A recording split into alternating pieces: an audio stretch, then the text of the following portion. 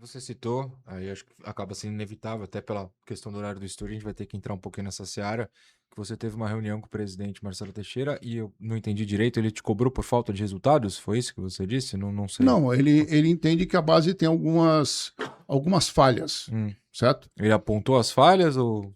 Na verdade, essa conversa foi para ele me informar que o Elano estava sendo contratado. Uhum. E ele falou o que ele achava. Eu falei para vocês aqui, ó, ninguém tem a pretensão aqui de defender a base como 100%. Não tem, porque não está ainda 100%. Nós temos as nossas dificuldades, né? Mas algumas a gente conversou e houve contrapontos. Não, isso aqui não é assim, isso aqui não é base. Quando você fala, o contrato não anda, muitas vezes não é base, muitas vezes esse contrato está em outro departamento.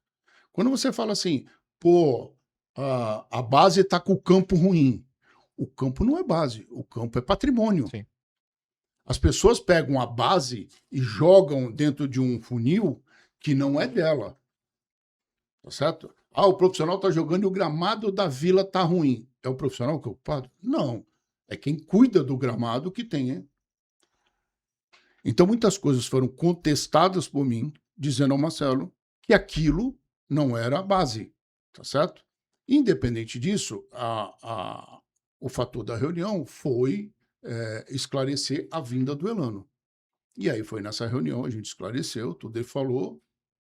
Beleza, eu acho que cada um tem sua opinião, concordo com algumas coisas, com outras eu discordo, mas o ponto era, o Elano está vindo e vai trabalhar nessa área. Tá bom. Aí eu já sei que você vai me perguntar. E o que você está hoje fazendo no clube? Não, o pior é que não seria. O pior é que eu queria, na verdade, até, por favor, fala na minha frente se for precisar. Na verdade, eu te perguntar e pedir para esclarecer para o nosso público. Então, o que ficou claro para vocês? Como ficou esse Qual é a ordem? né? O organograma, essa é a palavra. Essa Porque era... é uma. Chegou a ser noticiado pela tribuna, o nosso amigo Regis Querino, que você estava fora. Essa matéria foi até corrigida pelo Regis, que você segue dentro, não à toa está aqui, trabalhando no clube. Mas que o Elano, no organograma, pegou o cargo de topo, que era o seu, só que com nomes diferentes. Assim, o torcedor recebeu isso, o Edu, que faz vídeo sobre isso toda hora. Ele vê nos comentários, torcedor, mas e aí? Quem manda? Quem obedece? Mandam juntos? Era necessário? Eu não vou te perguntar nem o que você faz, vou te perguntar qual é a ordem do organograma agora mesmo, porque ficou confusa pro torcedor. Vamos lá. A posição de se era necessário ou se não era necessário, eu acho que quem tem que avaliar é o presidente, não sou eu. Se eu tivesse que avaliar pela base, eu diria para você que a base estava montada, ok? Mas a vinda, esquece Elano, de uma pessoa para nos ajudar mais ainda, é sempre bem-vinda, ok? Só que no organograma, você tem o organograma de uma linha gerencial, onde está o gerente financeiro, o gerente do futebol feminino, o gerente de marketing, o gerente da base.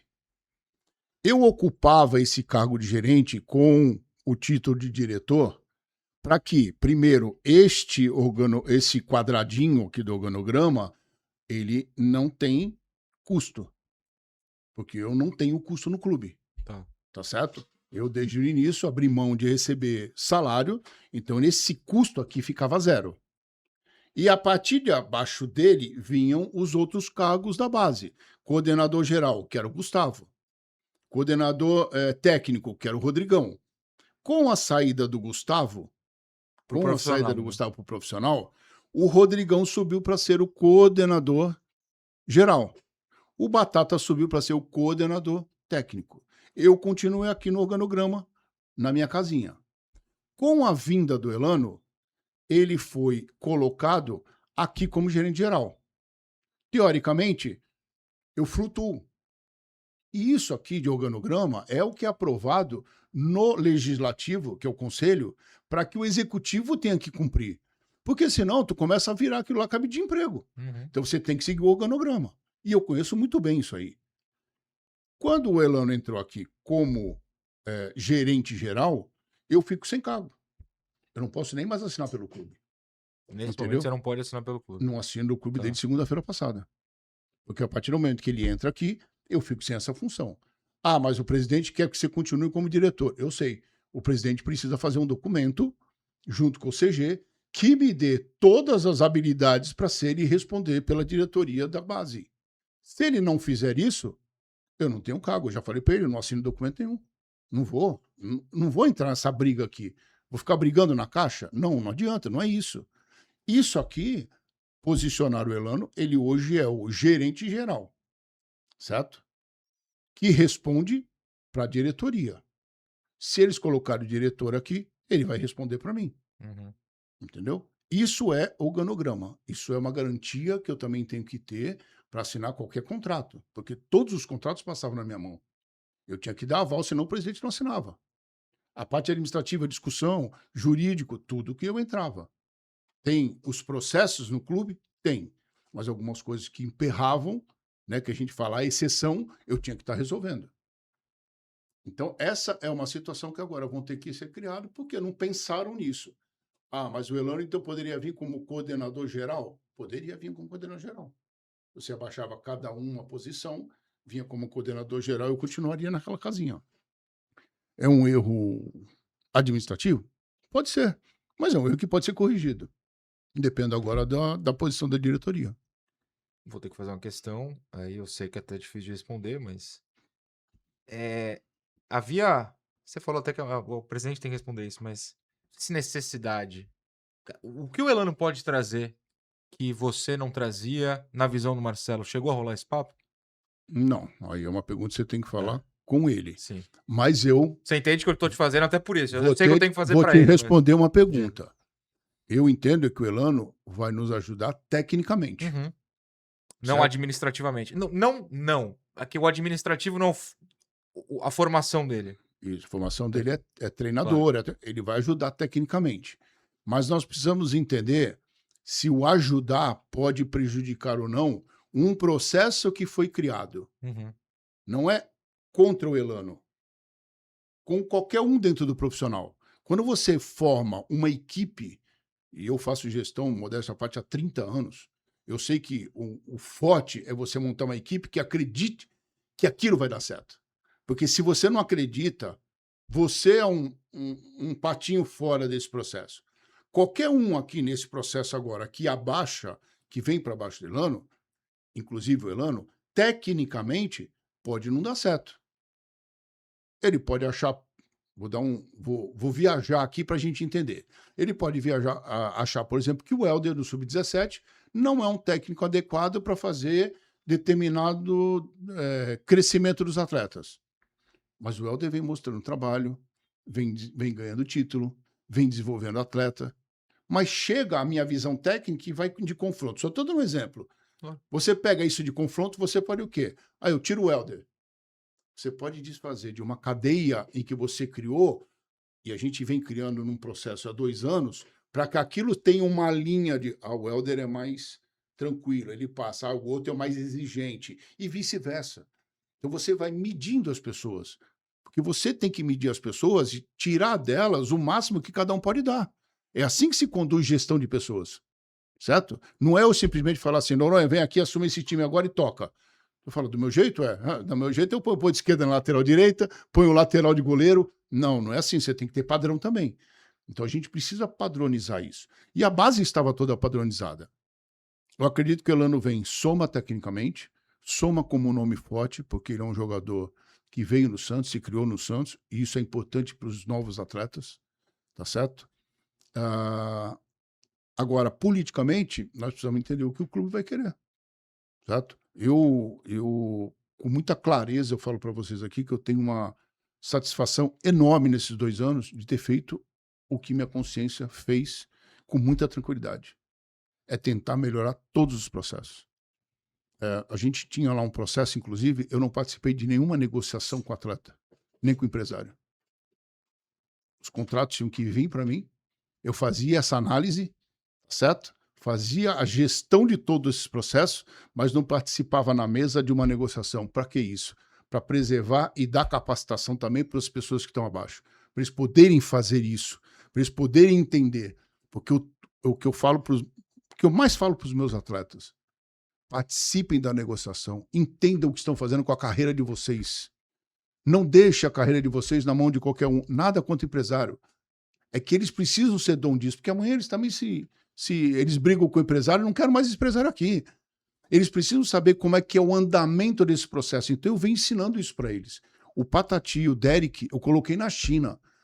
Ah, vocês querem saber? O chinês está atrás de vocês. Ficou sentado um chinês, um tradutor chinês-russo, o Derek, o Patati, a tradutora russo-português e nós que estamos na base.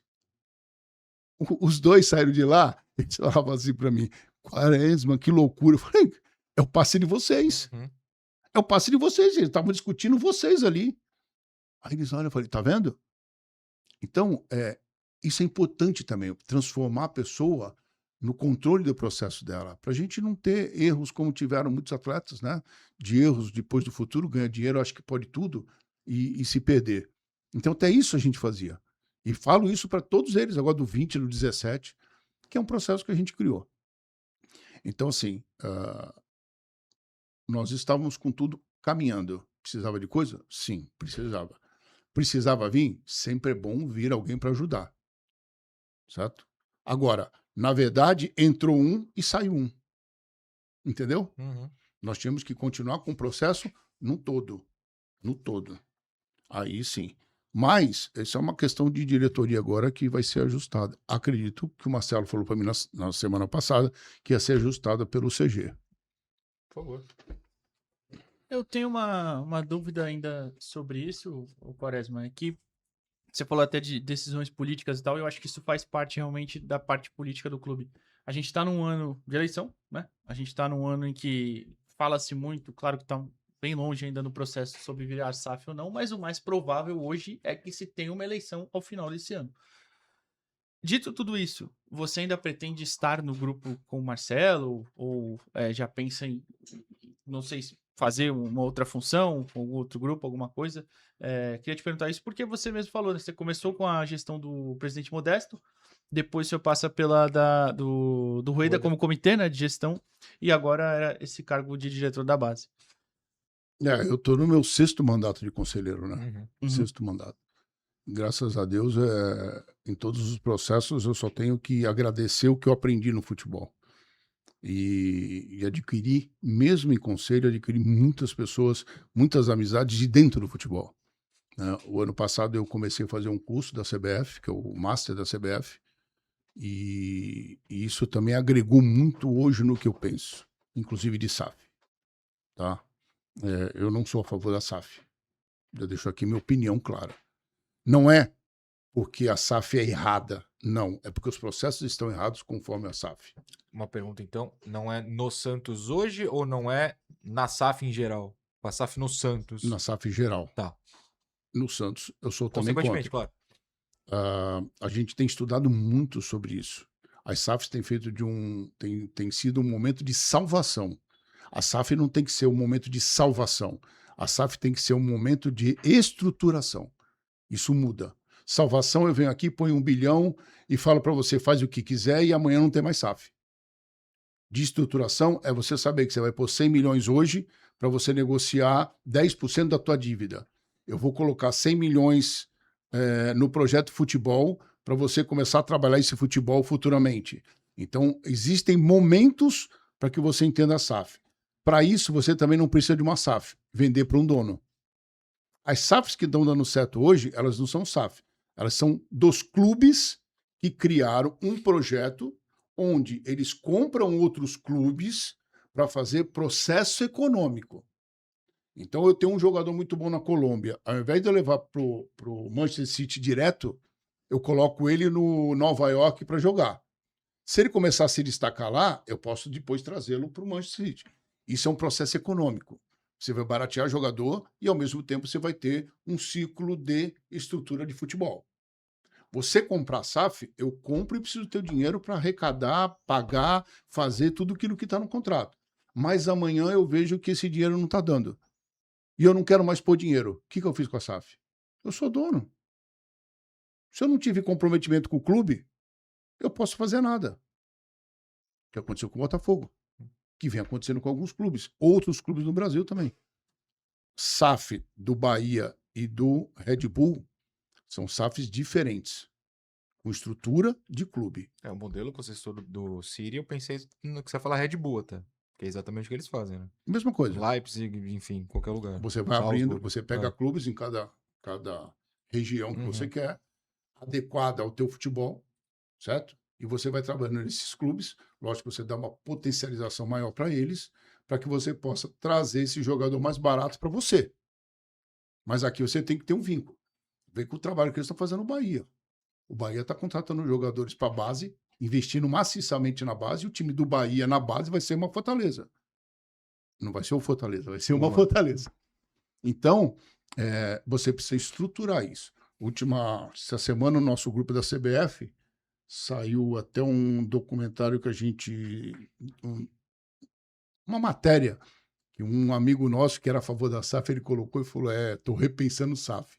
Porque você precisa entender o que é isso. O Flamengo não é SAF. O Palmeiras não é SAF.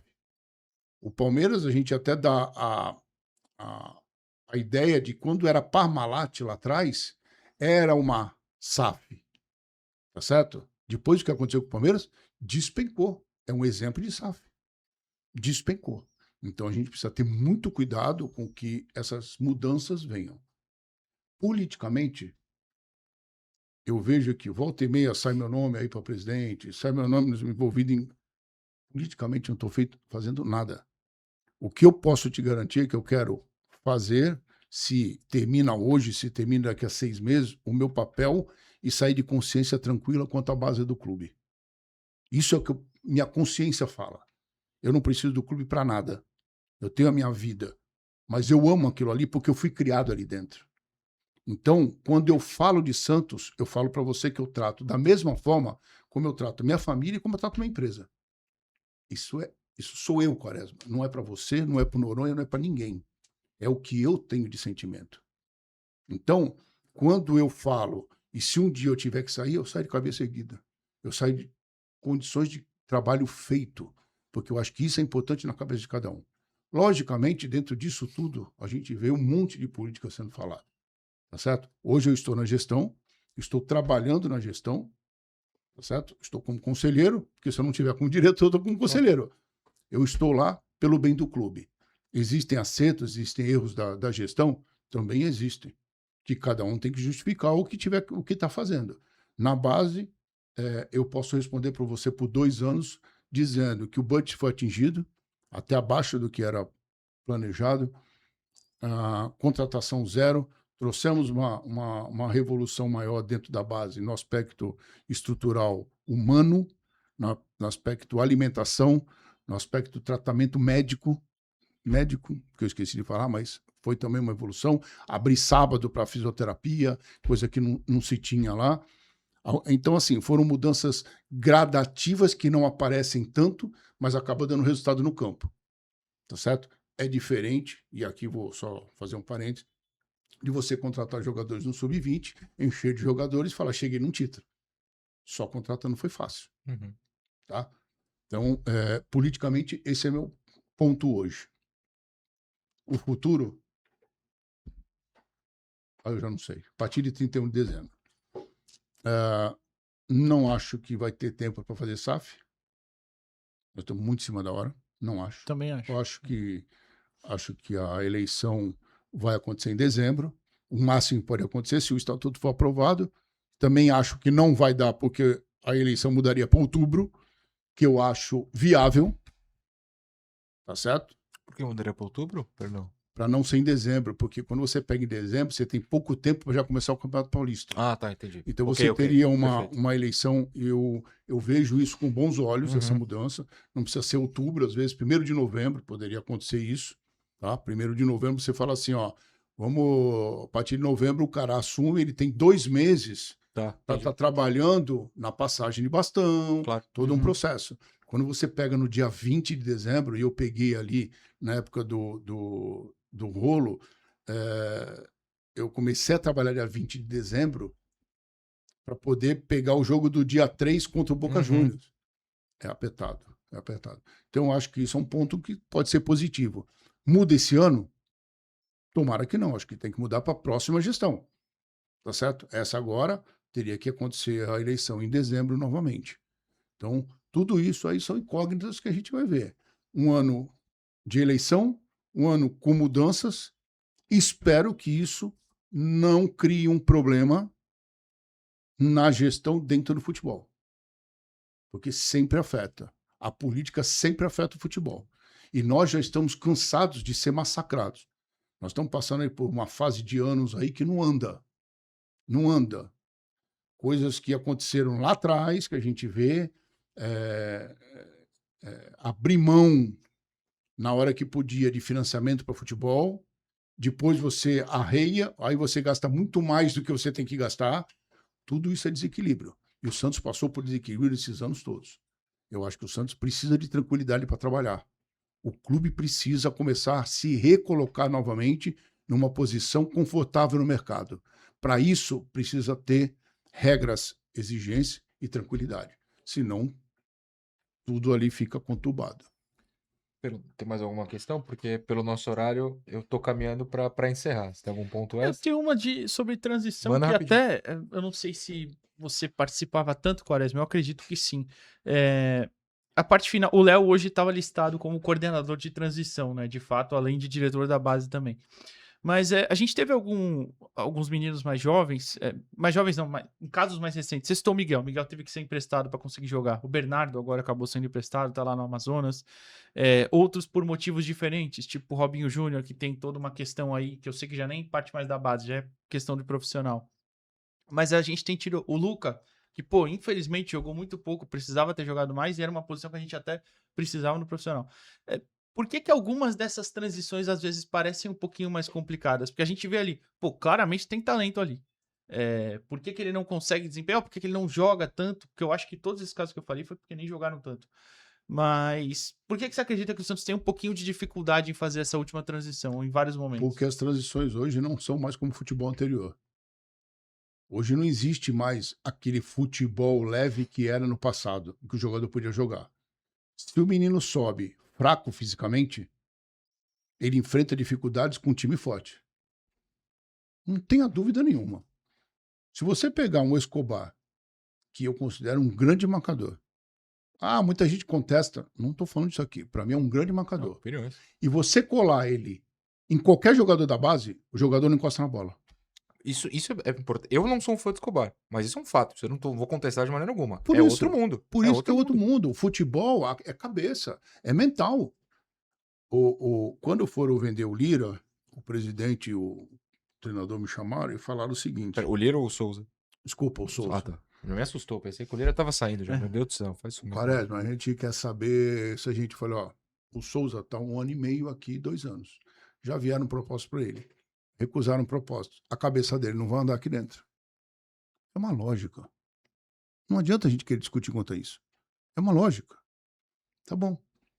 Temos substituto? Tem o Lira. Mas o Lira, lógico, o Souza está 1 ano e meio aqui, tem que deixar o Lira 1 ano e meio aqui. Mas se você não tiver paciência para deixar o Lira 1 ano e meio aqui, para ele amadurecer o que é o futebol profissional, aí ele não vai servir mesmo. Então, tudo isso é questão individual. Você não pega mais Robinhos da vida e Diego e fala, sobe, e eles vão lá, dão risada, tiram o sarro, brincam, faz parte...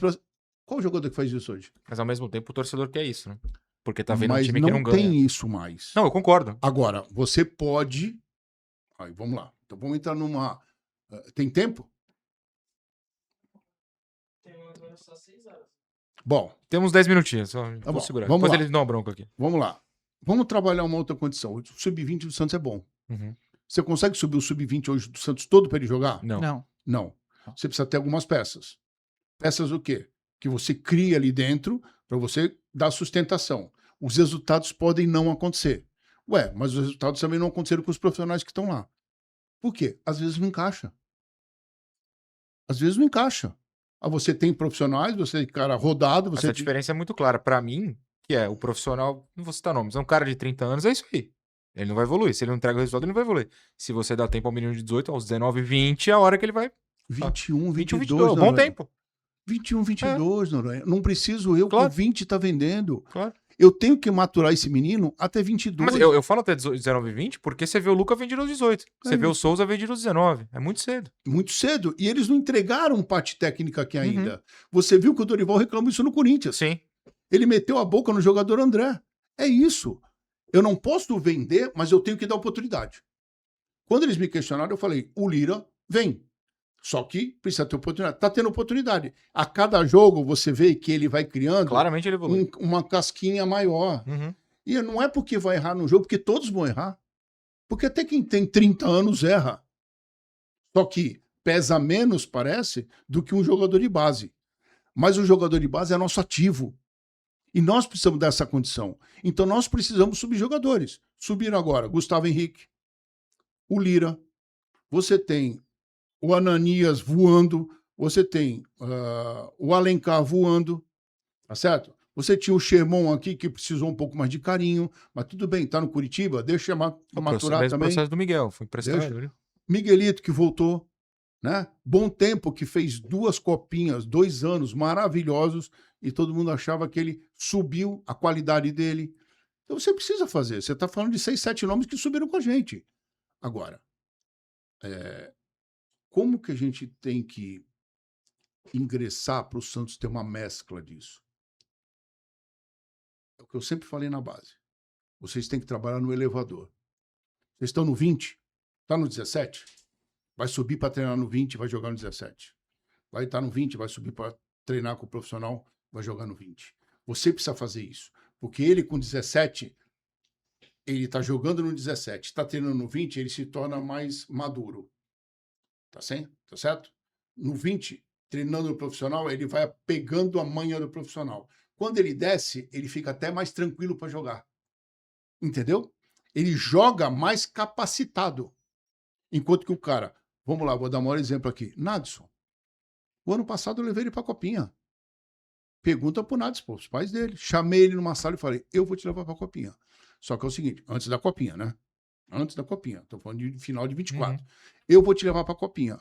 Ele olhou para mim assim, só que você não vai jogar todos os jogos. Não é isso que a gente quer. A gente quer te adaptar. Ele é titular do 20 hoje. Ele já fez 17? Já, Fez completou 17 17 em janeiro. Ele é titular do 20 hoje. E a evolução dele de futebol, peguem a evolução dele de 24 jogando no 15 para agora. Ele volta para marcar, ele dá carrinho, ele vai em cima do cara que perde a bola, ele faz cobertura do cara que perdeu a bola. Mentalização profissional. Por quê? Porque a gente foi inserindo ele aos poucos e não foi cobrando resultado dele. Nós fomos cobrando aprendizado dele.